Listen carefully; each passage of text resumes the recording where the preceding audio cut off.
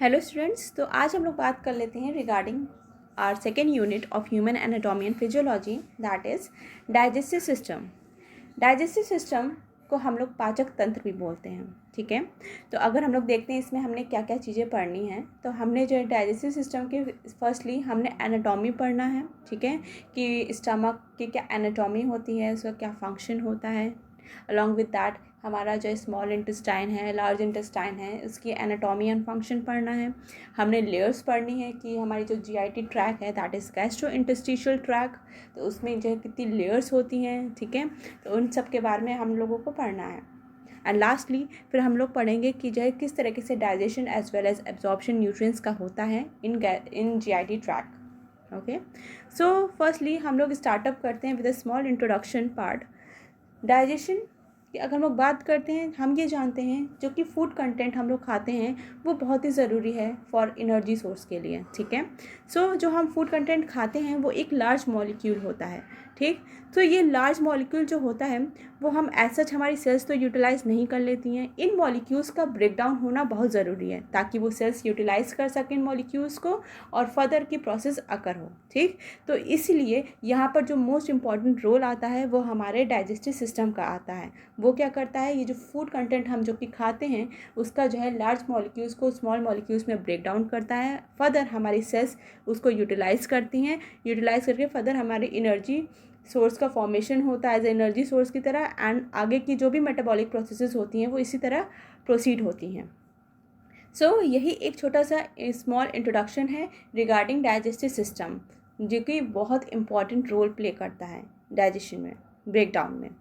सो हम लोग फिर बात कर लेते हैं कि अगर जो है स्टार्टिंग कोई भी सिस्टम की होती है वो एज सच नहीं होती, मीन्स एक पार्ट इन्वॉल्व नहीं होता है किसी प्रोसेस को करने के लिए, चाहे वो कार्डियोवैस्कुलर सिस्टम की हम बात करें, यूरिनरी सिस्टम की बात करें, रिस्पिरेटरी सिस्टम की बात करें। ठीक है, वैसे जब डाइजेस्टिव सिस्टम की बात करते हैं तो ये कहते हैं कि जो एलिमेंट्री कैनाल होता है, मीन्स हम कह सकते हैं जो ट्यूब लाइक स्ट्रक्चर होता है वो जो है स्टार्टिंग कहाँ से होगी, माउथ से स्टार्टिंग होगी। ठीक है, स्टार्टिंग माउथ से होने के बाद फर्दर मूवमेंट कहाँ पर होता है, ये जो है हमारे थोरैक्स पार्ट की तरफ होता है, चेस्ट पार्ट की तरफ, एंड बाद में एब्डोमिनल पार्ट की तरफ, एंड लास्टली एनस के थ्रू जो है जो भी waste product in the form of faeces वो एक्सक्रीट आउट हो जाता है। ठीक है, तो ये सारे पार्ट्स ये कह सकते हैं एलिमेंट्री कैनाल्स होते हैं। स्टार्टिंग माउथ होती है, फिर फेरिंग्स होती है, ईसोफेगस होती है, स्टमक होता है, small intestine, large intestine, lastly rectum and anus part होता है। ठीक है, लेकिन अगर हम ये देख सकते हैं इसमें कुछ एसेसरी ऑर्गन्स का भी इन्वॉल्वमेंट होता है। हमने ये देखा कि ये वाला पार्ट तो हमने अभी पढ़ा ही कि एलिमेंट्री कैनाल में कौन कौन से जो ट्यूबलाइक स्ट्रक्चर स्टार्टिंग होती है और एंड होती है, तो उसमें कौन कौन से पार्ट्स का इन्वॉल्वमेंट होता है। ठीक है, वैसे अगर एसेसरी ऑर्गन्स की बात करें, एसेसरी ऑर्गन्स मीन्स इसमें कौन से ऐसे ऑर्गन्स होते हैं जिनका अपना अलग फंक्शन या कह लो इस डाइजेस्टिव सिस्टम में अपना इफेक्टिव फंक्शन शो करते हैं। जैसे कि जो अगर देखा जाए तो हमारे जो लीवर है, गॉल ब्लैडर है, पैंक्रियाज हैं, ये भी अपना एक्शन इम्पॉर्टेंट शो करते हैं। ठीक है, टीथ है, टंग है। अगर टीथ की बात करें ये जो है कटिंग में, ठीक है, एज वेल एज हम अगर कहा जाए चर्निंग में हमारे फूड के हेल्प आउट करती है। टंग जो है ये सलाइवा के थ्रू जो है सलाइवरी ग्लैंड्स के थ्रू, सलाइवरी ग्लैंड से जो है सलाइवा का सिक्रीशन करती हैं, उसके थ्रू क्या होता है जो टंग होती है उसके बोलस का फॉर्मेशन करती है हमारे फूड को, ताकि हम अच्छे से ईजिली सॉल्व अप कर सकें। ठीक है, तो ये सारी चीज़ें, ये एसेसरी ऑर्गन्स या जो पार्ट्स होते हैं बहुत इंपॉर्टेंट रोल प्ले करते हैं हमारे डाइजेस्टिव सिस्टम में इन एलिमेंट्री कैनाल के साथ साथ। ठीक है, तो इनके बारे में हम लोग जो पूरी anatomy as well as physiology धीरे धीरे करके इनकी पढ़ेंगे। सो अगर हम लोग इनिशियली देखते हैं एक समराइज फॉर्म में जो हमारा डाइजेस्टिव सिस्टम होता है उसमें जो है 6 इंपॉर्टेंट प्रोसेसेस होते हैं। ठीक है, स्टार्टिंग कहाँ से होती है, स्टार्टिंग होती है इंजेशन से, सिक्रीशन से, mixing and propulsion, digestion, absorption and lastly defecation. Defecation को हम लोग एक्सक्रीशन भी बोलते हैं। ठीक, इंजेशन की अगर स्टार्टिंग करते हैं, इंजेशन का मतलब क्या होता है, इंजेशन का मतलब होता है कि कोई चीज़, चाहे हम फूड की बात करें चाहे लिक्विड की बात करें, जब अपने माउथ में लेते हैं तो ईटिंग के प्रोसेस को हम लोग इंजेशन बोलते हैं। सिक्रीशन की जब हम लोग बात करते हैं, सिक्रीशन नाम से डिनोटेड है, किसी चीज़ का सिक्रीशन हो रहा है, मीन्स हमारी जो सेल्स होती हैं, चाहे जो है अगर हम बात करते हैं हमारे अगर पैंक्रियाज की अगर हम लोग बात करते हैं, ठीक है, या लीवर की बात करते हैं, पैंक्रियाटिक जूसेस का सिक्रीशन करती हैं, ठीक है, लीवर बाइडक्स का सिक्रीशन करती हैं। तो ये सारे सिक्रीशंस हैं, एंजाइम्स हैं, ठीक है, ये सब बहुत इंपॉर्टेंट रोल प्ले करती हैं डाइजेशन ब्रेक डाउन कराने में फूड का, ठीक है। तो इनके बारे में भी हम लोग आगे चलकर पढ़ेंगे। तो सिक्रीशन बेसिकली यहाँ पर यही चीज़ बात की गई है कि जो हमारी सेल्स होती हैं या फिर एक्सेसरी ऑर्गन्स होते हैं वो अपना पर्टिकुलर सिक्रीशन कराते हैं, वाटर, एसिड, बफर्स, एंजाइम्स, ठीक है, हमारे जो जीआईटी का ल्यूमेन या ट्रैक या वॉल होती है उसमें, ठीक है, ताकि अच्छे से डाइजेशन प्रोसेस अकर हो। नेक्स्ट है mixing and propulsion. Mixing and propulsion का मतलब क्या होता है कि मिक्सिंग की जो हमने फूड कंटेंट खाया है वो किस तरीके से मिक्सअप हो, कैसे मिक्सअप होता है। हमारे जो जीआईटी की ट्रैक होती है, दैट इज़ गैस्ट्रोइंटेस्टिशियल ट्रैक, वो हमारे स्मूथ मसल्स की बनी रहती है, ठीक है। तो इन मसल्स में बेसिकली क्या होता है, contraction as well as relaxation process होता है, जिसकी वजह से हमारा जो फूड है वो अच्छे से मिक्स होकर आगे के लिए प्रोपेल मीन्स आगे के लिए इसका मूवमेंट होता है, और बाद में एट द एंड एनएस के थ्रू ये बाहर के लिए डेफिकेशन मीन्स प्रोसेस अकर होता है, एलिमिनेट आउट हो जाता है, ठीक है। तो ये मिक्सिंग एंड प्रोपल्शन में ये पार्ट आएगा। Mixing means contraction relaxation process हुआ, किसकी हेल्प से, हमारे जो जीआईटी ट्रैक में स्मूथ मसल्स पाई गई हैं उसकी हेल्प से। किसका होता है, हमारे फूड का होता है, ठीक है।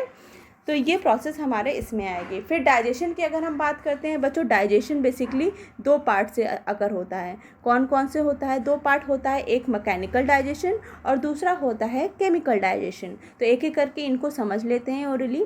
मैकेनिकल डाइजेशन का मतलब क्या होता है, मैकेनिकली मीन्स हमारे जो टीथ, मोस्ट इंपॉर्टेंट क्या है, जैसे हमने फूड कंटेंट अपने माउथ में रखा तो हमारे जो टीथ हैं इनका काम क्या होता है, उस फूड कंटेंट को जो है तोड़ना, टुकड़ों में कट करना, ग्राइंड करना, ठीक है, ताकि सच हम फूड तो नहीं सॉल्व कर सकते हैं, ठीक है। तो उसके लिए उसको छोटे छोटे टुकड़ों में, स्मॉल मॉलिक्यूल्स में ब्रेक डाउन होना बहुत ज़रूरी है। तो इसमें मैकेनिकली हमारे जो टीथ हैं वो हेल्प आउट करते हैं उस चीज़ को, फूड को ग्राइंड करने में, उसको तोड़ने में, ठीक है, और उसे हम लोग ईजिली सॉल्व आउट कर सकते हैं जब उसका बोलस को फॉर्मेशन हो जाता है, ठीक है।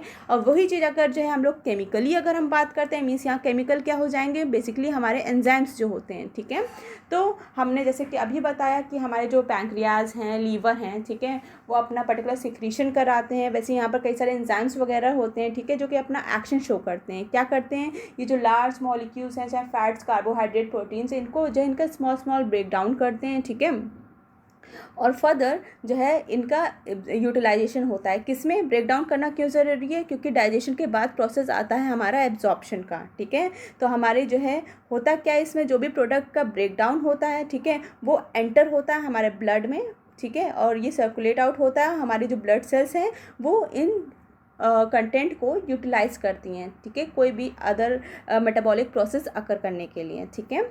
लास्ट जो प्रोसेस होता है डेफिकेशन। डेफिकेशन को मैंने बताया, इसको हम लोग एलिमिनेशन बोलते हैं। मींस हमने जो कंटेंट खाया वो टूट गया, टूटा, स्मॉल स्मॉल पीसेस में टूटने के बाद उसका फर्दर क्या हुआ, एब्जॉर्प्शन हो गया, ब्लड वेसल्स में मूव कर गया। फिर उसके बाद जो भी वेस्ट प्रोडक्ट बचा तो उसको भी तो एलिमिनेट आउट होना है। तो एलिमिनेट आउट होने के लिए क्या होगा, उस प्रोसेस को हम लोग बोलते हैं डेफिकेशन, ठीक है। Defecation is the process by which जो भी वेस्ट प्रोडक्ट होता है it is been eliminated through anus, ठीक है। और जो एलिमिनेटेड मटेरियल होता है उसको क्या बोलते हैं, उसको हम लोग बोलते हैं फीसिस, ठीक है।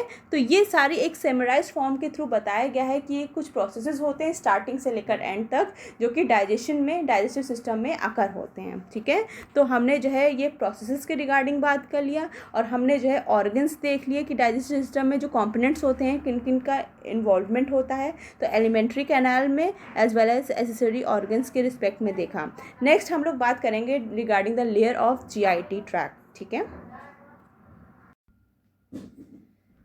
जो हमारे जीआईटी की वॉल होती है वो कुछ लेयर से बनी रहती है। तो 4 टाइप की लेयर्स होती हैं। कौन कौन सी होती हैं, एडवेंटिशिया होती है, ठीक है, उसे हम लोग सेरोसा भी बोलते हैं या फिर पेरिटोनियम भी बोलते हैं। ये हमारी आउटर मोस्ट लेयर होती है, ठीक है। और जो इनर मोस्ट लेयर होती है उसको हम लोग बोलते हैं म्यूकोसा। और कौन सी लेयर होती है, दैट इज़ मस्कुलरिस लेयर, ठीक, मसल लेयर भी बोलते हैं, एंड सब म्यूकोसा लेयर, ठीक है। इनके बारे में हमने थोड़ा थोड़ा पढ़ना है। पहले अगर हम लोग स्टार्टअप करते हैं तो बात कर लेते हैं regarding inner most layer, that is the mucosa layer, ठीक है। So with the help of diagram इस चीज़ को समझने की कोशिश करेंगे। बेसिकली जो हमारी जो म्यूकोसा लेयर होती है, जैसे बताया ये इनर मोस्ट लेयर होती है, आप लोग को इसमें दिख रहा होगा जो अंदर की जो इनर मोस्ट लेयर है ये म्यूकोसा लेयर है। एंड इसमें भी जो ट्रांसफर सेशन जो इन्होंने लिया है ये इंटेस्टाइनल वॉल का लिया है। इसमें हम लोग अच्छे से चारों लेयर्स को देख सकते हैं, ठीक है।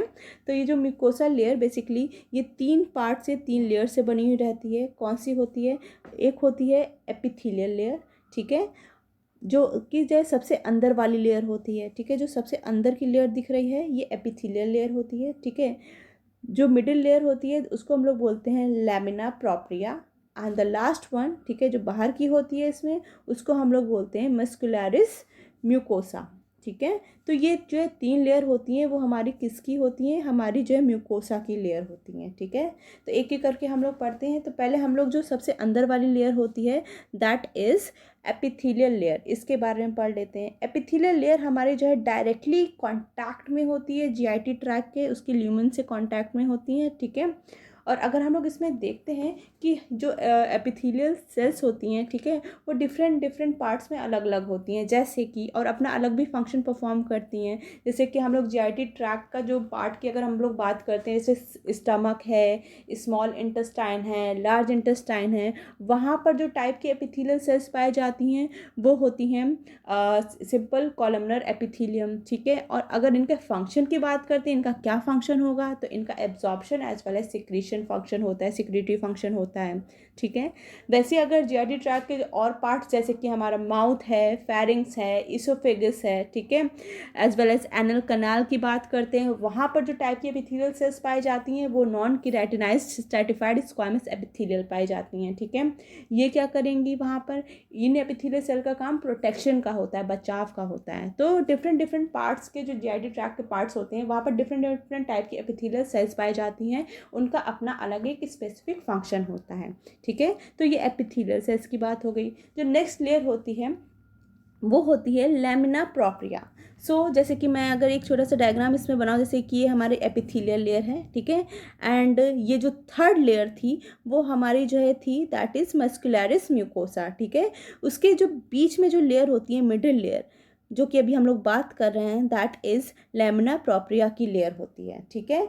ये किस चीज़ से बनी रहती है? ये बनी रहती है लूज कनेक्टिव टिश्यू से बनी रहती है। और इस लेयर का जो बीच की लेयर होती है इसका काम क्या होता है? ये हमारे एपिथेलियल को जो है कनेक्ट करके रखती है मस्कुलरिस लेयर से, मतलब जो सबसे अंदर वाली लेयर होती है उसको कनेक्ट करके रखती है इसके बाहर वाली layer that is muscularis mucosa से कनेक्ट करके रखती है। और ये जो लैमिना प्रोप्रिया होती है यहाँ पर बेसिकली सप्लाइड क्या रहता है? यहाँ हमारे ब्लड वेसल्स सप्लाइड रहते हैं, लिम्फ वेसल्स भी सप्लाइड रहते हैं, कुछ अमाउंट में यहाँ पर माल्ट भी पाए जाते हैं। माल्ट मतलब इसका फुल फॉर्म होता है म्यूकोसा एसोसिएटेड लिम्फेटिक टिश्यूज़। इन टिश्यूज़ का काम क्या होता है? ये हमारे इम्यून सिस्टम सेल्स होते हैं, ठीक है, जो कि हमारे किसी प्रकार का इन्फेक्शन हो जाता है, डिजीज़ हो जाती है, उनसे प्रोटेक्ट करके रखते हैं, ठीक है। तो यहाँ पर माल्ट हमने जो है फर्स्ट सेमेस्टर में टॉन्सिल्स में भी पढ़ा था कि टॉन्सिल्स में भी हमारे माल्ट पाए जाते हैं, स्मॉल इंटेस्टाइन, लार्ज इंटेस्टाइन में भी पाए जाते हैं, एज वेल एज अपेंडिक्स में भी माल्ट पाए जाते हैं, ठीक है। तो इन सेल्स का प्रोटेक्टिव फंक्शन होता है टुवर्ड्स द इम्यूनिटी, ठीक है। तो ये चीज़ हमारे जो लैमिना जो बीच वाला पोर्शन होता है वहाँ पर ये पार्ट पाया जाता है, ठीक है। नेक्स्ट अगर हम लोग बात करते हैं जो बाहर की लेयर होती है that is the muscularis mucosa layer, ठीक है। तो मस्कुलरिस म्यूकोसा जो लेयर होती है ये थिन लेयर होती है स्मूथ मसल फाइबर की, ठीक है। और ये बेसिकली ये इनर फोल्डिंग में परमिट आउट करती है, मीन्स हमारे अगर स्टमक या इंटेस्टाइन की बात करते हैं तो इनर फोल्डिंग को परमिट आउट करती है ताकि वहाँ पर ज़्यादा अमाउंट में सरफेस एरिया इंक्रीज़ करे। जब भी हम कोई फूड कंटेंट खाते हैं तो वहाँ पर प्रॉपर वे में digestion as well as absorption अगर हो पाए, तो इसलिए सरफेस एरिया बढ़ाने का काम इस लेयर का होता है, ठीक है। तो ये पहली पार्ट या कह लो ये जो है हमारा इनर मोस्ट पार्ट था that is the mucosa part, जिसमें हम लोगों ने 3 लेयर्स की बात करी थी। हमने जो एपिथेलियल देखा, एपिथेलियल के बाद जो बाहर का सबसे बाहर का लेयर था दैट इज मस्कुलरिस म्यूकोसा देखा, बीच वाला जो पार्ट था वो हमने देखा था लैमिना प्रोप्रिया। तो ये पूरा पार्ट हमारा जो है हो गया म्यूकोसा का। जो नेक्स्ट पार्ट होता है दैट इज ऑफ सब म्यूकोसा। तो एक और लेयर इसके बाद होती है that is the sub mucosa, ठीक है। अब सब म्यूकोसा बेसिकली क्या होता है, ये पार्ट अगर हम देखें कहाँ प्रेजेंट रहता है, ये प्रेजेंट रहता है in between the mucosa, mucosa जो कि सबसे अंदर वाली लेयर रहती है, और साथ साथ इसके बाहर वाली लेयर क्या होती है, मस्कुलर लेयर, उसके बीच में हमारी ये सब म्यूकोसल लेयर प्रेजेंट रहती है। तो आप ये ट्रांसफर सेशन में इसमें देख सकते हैं, ठीक है। अगर ये वाली लेयर में अगर हम लोग बात करते हैं, ये वाली लेयर में क्या क्या चीज़ें प्रेजेंट रहती हैं, ये भी हमारी ब्लड वेसल से, लिम्फ वेसल से जो है ये लेयर सप्लाइड रहती है, ठीक है। और साथ साथ यहाँ पर कुछ प्रकार के जो है प्लेक्सस मीन्स यहाँ पर जो है बंडल्स या कह लीजिए कह सकते हैं नेटवर्क पाए जाते हैं कुछ नर्व्स के, ठीक है, जो कि जो है फर्दर कॉन्ट्रैक्शन एंड रिलैक्सेशन में हेल्प आउट करते हैं, ठीक है। तो इन प्लेक्सस को हम लोग बोलते हैं मिजनर्स प्लेक्सस। तो यहाँ पर अगर आप लोग देखोगे ये सब म्यूकोसल लेयर में ये जो लाइन या नेटवर्क दिख रहा है ये होता है मिजनस प्लेक्सस का जो है लेयर होती है। इसको हम लोग सब म्यूकोसल लेयर में पाया जाता है, इसको हम लोग सब म्यूकोसल प्लेक्सस भी बोलते हैं, ठीक है। नेक्स्ट जो इसके बाद जो लेयर होती है इसकी बाहर की layer, that is muscular layer, ठीक है। जो मस्कुलर लेयर होती है उसको हम लोग क्या बोल सकते हैं, मस्कुलर लेयर को मस्कुलरिस लेयर भी बोलते हैं, ठीक है। और ये किस चीज़ से बनी हुई रहती है, अगर देखा जाए ये जो मस्कुलर लेयर होती है ये बेसिकली कहाँ पर पाई जाती है, in between the mucosa, sorry सब म्यूकोसा एज वेल सेरोसा, उसके बीच में जो है ये पाई जाती है, ठीक है। और अगर इसमें देखते हैं कि इसमें कौन कौन सी लेयर्स होती हैं, तो ये जो हमारी मस्कुलर लेयर होती है इसमें भी दो पार्ट्स होते हैं, दो लेयर्स होती हैं, ठीक है। ये हमारी बनी हुई रहती हैं स्केलेटन मसल से भी, साथ साथ स्मूथ मसल से भी बनी हुई रहती हैं, ठीक है। स्मूथ मसल्स में बेसिकली जो है दो टाइप की लेयर्स होती हैं, एक होती है सर्कुलर, जैसे कि आप लोग इसमें देख सकते हैं सर्कुलर लेयर भी होती है, साथ साथ यहाँ पर लॉन्गिट्यूडनल लेयर भी पाई जाती है हमारे मस्कुलर लेयर में, ठीक है। सो ये जो सर्कुलर लेयर होती है ये आप लोग देख सकते हैं अंदर के लिए पाई जाती है, इसलिए ये इनर लेयर रहती है, और ये जो लॉन्गिट्यूडनल लेयर होती है ये बाहर की तरफ पाई जाती है, इसलिए इसको हम लोग बोलते हैं आउटर लेयर, ठीक है।